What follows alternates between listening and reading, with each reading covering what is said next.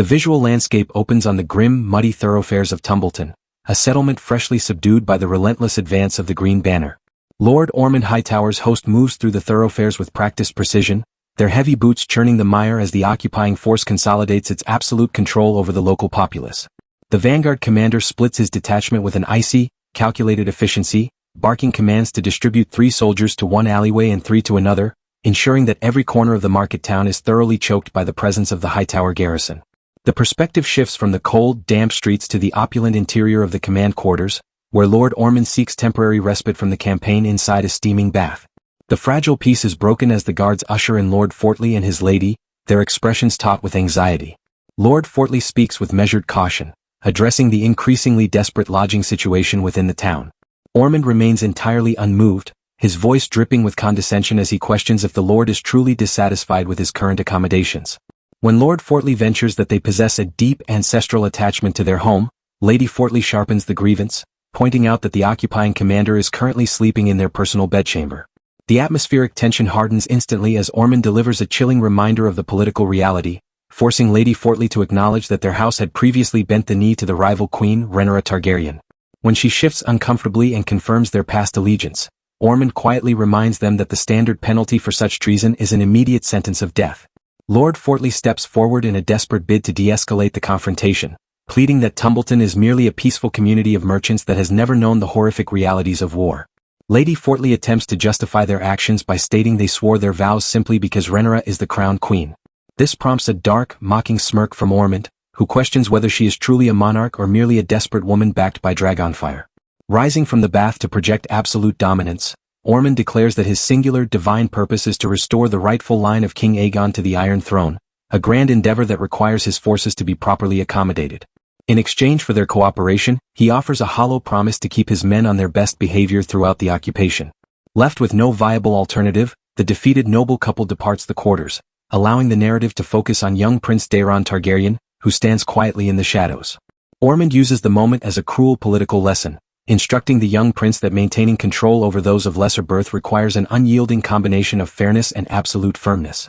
Before the boy can absorb the lesson, a messenger disrupts the quiet, delivering a fresh raven from Storm's End.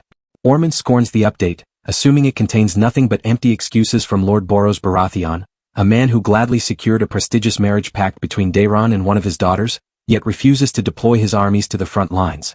In an act of pure aristocratic disdain, Ormond orders his scribe to return a message simple enough for a Baratheon to comprehend, suggesting a crude drawing over actual text. The messenger then delivers a far more harrowing piece of intelligence from Harrenhal, warning that the green defenses will completely shatter if Prince Daeron and his dragon do not reinforce the position immediately. Sensing the boy's rising anxiety, Ormond walks over to the young prince, offering a firm reassurance that his formidable brother Aemond will soon unite with their host. The scene transitions smoothly from the war camp of the Reach to the strategy chambers of the Red Keep, where Rhaenyra Targaryen reviews the shifting battle lines with her advisors. A councilman questions the tactical wisdom of the Hightower advance, noting that Tumbleton is a poorly fortified market town with a weak lord, effectively making it a massive target for an airborne counterstrike. Rhaenyra counters the assumption with sharp political insight, realizing that Ormond is intentionally baiting her to unleash dragonfire upon her own subjects, an act of devastation that would instantly alienate the small folk and turn the realm against her cause. Another advisor steps forward with an alternative strategy, suggesting that Prince Daemon's river lords who are already marching toward the capital could be diverted south to intercept the threat. A highborn lady at the table agrees with the assessment, noting that while a ground assault will inevitably cost lives, it remains a far more merciful alternative to the indiscriminate horrors of dragon warfare. Rhaenyra gives her official assent, ordering her armies to systematically reclaim the town house by house. To maintain domestic stability, she commands that Lord Tarly will retain his prestigious seat on the council and his title as Grand Maester so long as he remains useful, while Lady Miseria is granted absolute oversight regarding the movement of all individuals within the capital. An advisor notes that the river lords will require a full week to reach the target, recommending an immediate dragon patrol to keep watch over Ormond's trapped forces. The discussion then turns to a critical financial crisis, with an advisor warning that the royal treasury is dangerously low and still lacks a dedicated overseer. Rhaenyra swiftly resolves the vacancy by appointing Lord Torrhen Manderley as the new Master of Coin, tasking him with managing the economic collapse while she focuses entirely on the threat posed by Ormond Hightower. The narrative shifts from the public council chamber to a heavily guarded, private apartment within the castle, where Rhaenyra confronts the captive Dowager Queen, Alicent Hightower. Rhaenyra claims to understand the true nature of Ormond Hightower, but Alicent quietly disputes this, admitting that after the disruptive actions of King Viserys, she barely knew her own kinsman, having departed Old Town for the capital long ago. When pressed to reveal his hidden traits, Alicent describes Ormond not as a legendary warrior, but as a meticulous scholar who hoards ancient tapestries and historical texts. The conversation turns deeply personal as Rhaenyra asks about the upbringing of young Daeron, prompting a melancholy reflection from Alicent. She confesses that sending her youngest child away to be raised among the Hightowers felt like her very first act of true motherhood, a desperate attempt to spare him from the corruption that swallowed her older sons, though she now fears that very choice has condemned the boy to an early grave. Simultaneously, the perspective shifts to the windswept shores of Blackwater Bay, where a solitary Lord Corlys Velaryon stares out across the tide. A royal messenger approaches the sea snake, conveying Queen Rhaenyra's urgent command for his presence at the small council. Corlys dismisses the summon with cold indifference, stating that he is the queen's hand rather than her mouthpiece, instructing the messenger to leave the political debates to those who crave them. When the courier asks if he should officially report this act of defiance, Corlys asserts that his value lies in active service rather than courtly rhetoric, noting that the queen's true strength now resides in the skies rather than the sea. Turning to his unacknowledged son, Alan of Hull, Corlys commands the young sailor to attend the High Council in his stead. Alan hesitates, stating that while he is familiar with the courtly environment, he remains entirely unsuited for high-stakes statecraft. Corlys firmly reassures him, presenting the appointment as a monumental opportunity to forge a legendary name despite his lack of official legitimacy. Alan accepts the duty with a somber look, reminding his father that deep-seated resentment cannot be easily erased by a royal title. The imagery darkens significantly as the focus shifts to a scarred, ash-choked forest, where the fugitive King Aegon Targaryen arrives at the site of his catastrophic defeat. The heavily burned king stumbles through the brush alongside Larys Strong, tracking the location where his magnificent beast fell from the sky. Aegon falls to his knees beside the motionless, charred form of Sunfire, placing a trembling hand upon the dragon's face while whispering words of deep affection to his fallen companion. The somber moment is ruined by the arrival of a predatory local scavenger, who demands a penny just for the right to touch the carcass. Larys quietly remarks on the transactional nature of the war-torn world, paying the man for the privilege. The scavenger pushes further, offering to sell the dragon's saddle for half a piece of gold, extracting successive payments from Larys' diminishing coin purse. Another local enters the clearing, and the primary scavenger boasts that for a few extra pennies, they would gladly murder a man of the holy faith if requested. Larys dismisses the dark offer, noting that the gods rarely look kindly on sacrilege, which prompts the scavenger to observe that the clubfoot companion certainly bears no resemblance to a holy septon. Aegon remains entirely trapped in his denial, desperately pleading with Sunfire to awaken and rise, refusing to accept the reality of the situation. Larys finally intervenes, gently but firmly stating that they cannot tarry in the hazardous area any longer, forcing the Weeping King to choose between dying in the dirt or abandoning the dragon to secure his survival. Meanwhile, Ser Criston Cole leads the remnants of the Green Army through a silent, desolated countryside. Hearing an ominous, echoing noise ahead, the column advances cautiously until they reach the gates of a grim, ancient castle. The mystic Alice Rivers appears before them like a phantom, calmly asking if the vanguard is lost. Criston demands to speak with the Lord of the Seat, only for Alice to reply with eerie detachment that the master is entirely dead. When Criston presses for the identity of the successor, she delivers the exact same grim assessment. A senior officer steps forward to declare Criston's status as Hand of the King, stating their urgent search for Prince Aemon Targaryen. Alice responds with a cryptic smile, noting that many others are currently searching for the missing Prince Regent. Criston issues a stern warning, revealing that Aemon was tracked to this very location, but Alice reveals that while the prince did indeed search the premises for Daemon, he fled into the skies on Vhagar the moment he learned King's Landing had fallen to Rhaenyra. The news catches Criston completely off guard, his composure cracking as Alice realizes the Hand was entirely ignorant of the capital's ruin. Moments later, the Green Scouts return to the command post to confirm the devastating report, stating that a thorough search of the territory reveals absolutely no sign of Vhagar or her rider.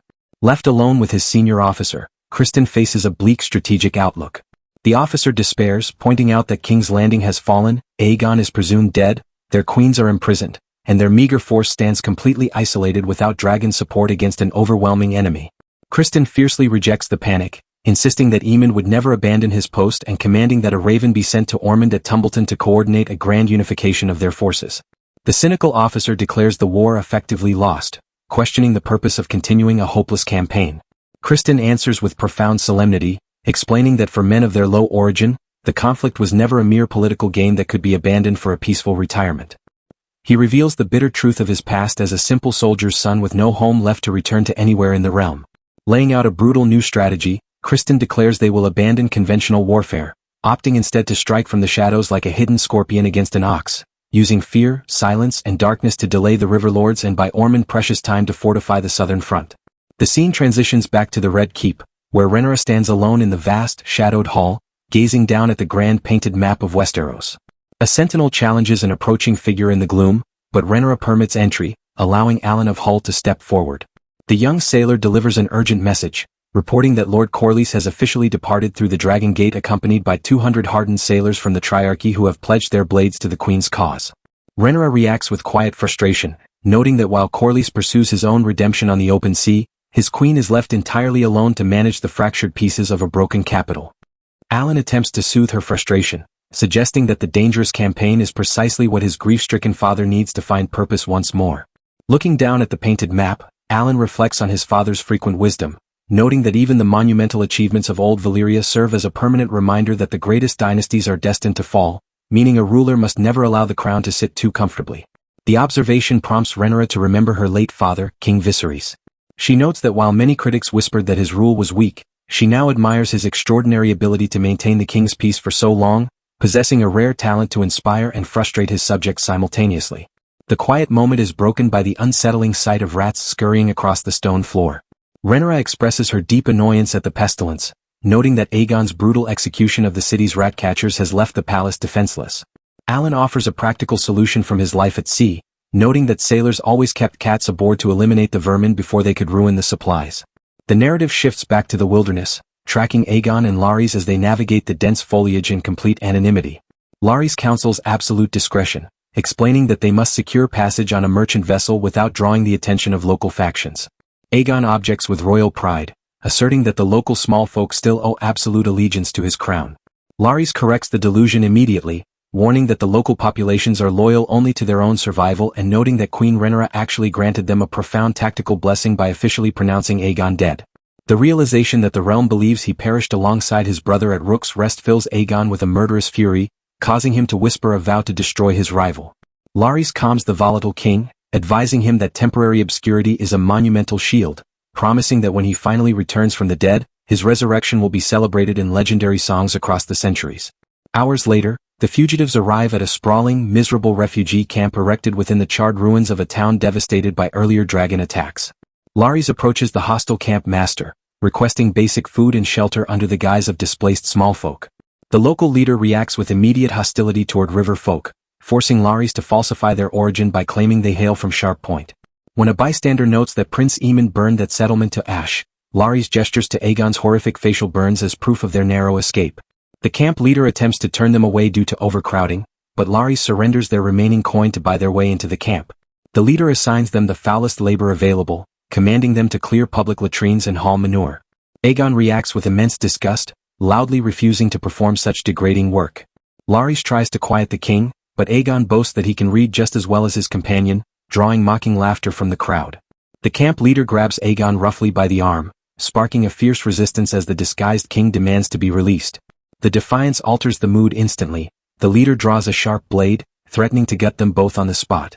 Larys pleads for mercy, but the tyrant forces Aegon to his knees at knife point, demanding that the proud king humiliate himself completely by kissing his filthy feet.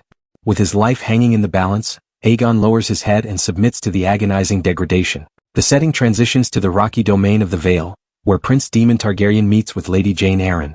Jane greets the prince with a sharp, sarcastic smile, noting she never expected to see him return to her borders following the tragic demise of his first wife, Rhea Royce, yet her scouts have tracked his movements across her lands. Daemon responds with smooth political charm, dismissing the past and stating he has arrived to collect the military support she previously promised to the crown. Lady Jane counters fiercely, reminding him that while the crown received its dragon, the Vale received no actual protection, as Prince Joffrey's dragon was years away from being battle-ready before Rhaena departed with it. She states her belief that the war was already won and questions why Rhaenyra requires fresh troops, forcing Daemon to confess the bitter truth that he has not come for men, but to plunder her gold reserves to replenish empty royal coffers. Jane laughs softly at the sight of the rogue prince begging for coin, ultimately agreeing to the contribution to rid her lands of his prolonged presence. High above the mountains, Daemon takes flight upon Caraxes with the heavy sacks of Arryn gold secured tightly to the dragon's saddle. The flight takes an unexpected turn as Caraxes suddenly ignores Demon's direct steering commands, shifting his course away from the capital and heading toward a massive, dark cavern. Landing on the rocky ledge, the dragon emits tense, unnatural sounds, prompting Demon to dismount with his dark sister blade drawn to investigate the depths. He demands the hidden threat reveal itself, only for a brilliant burst of dragon fire to illuminate the cave, exposing Rhaena Targaryen standing beside the wild beast sheep-stealer. Demon stares in absolute shock, forcing both dragons to stand down as he removes her hood to question her reckless actions. Rhaena explains she successfully bonded with the feral creature by feeding it local sheep, desperate to prove her worth after Rhaenyra blamed the wild dragon for Jacary's tragic death. Demon reminds her that her primary duty was to protect his young sons and Pentos, but Rhaena rejects her role as a mere nursemaid, stating she felt utterly useless and forgotten by her own father. Demon offers to smuggle her back to King's Landing and leave the wild dragon behind, but Rhaena fiercely refuses to abandon Sheepstealer, choosing a self-imposed exile in the wilderness over facing Rhaenyra's judgment. Respecting her choice, Demon watches in silence as she mounts her dragon and takes flight into the open sky. The perspective shifts to the private chambers of Queen Alicent, who receives an unexpected visit from Rhaenyra. The reigning queen informs her former friend that she has dispatched honorable men to recover the remains of Lord Otto Hightower so they may be returned to his ancestral seat in Old Town.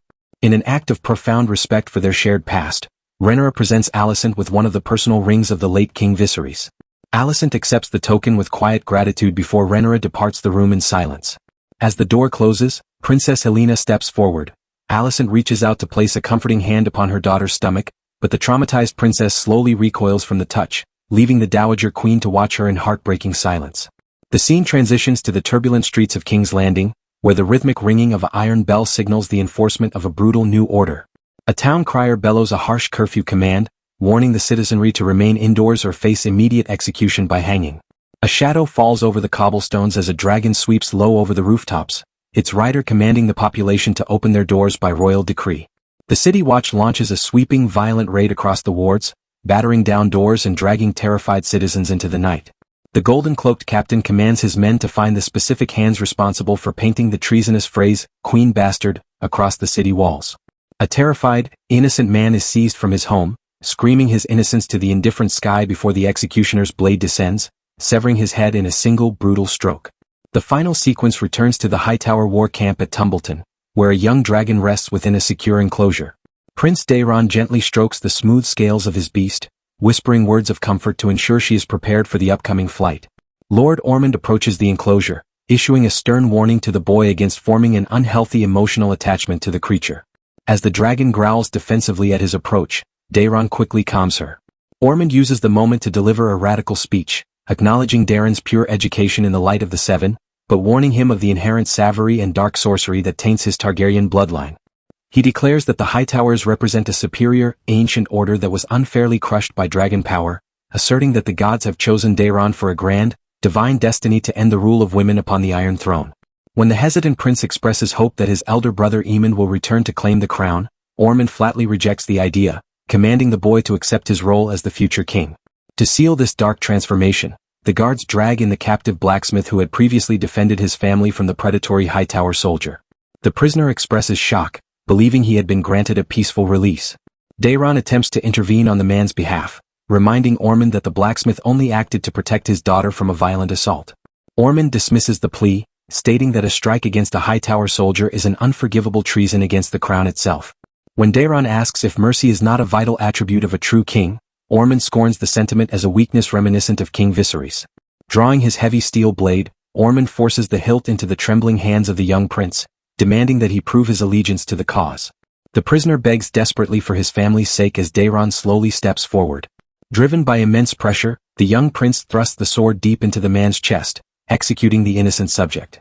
Ormond nods in cold approval, cleaning the blade before sheathing it. As the corpse falls into the dirt, the young dragon opens its jaws, unleashing a torrent of flame to consume the offering as the screen fades to black.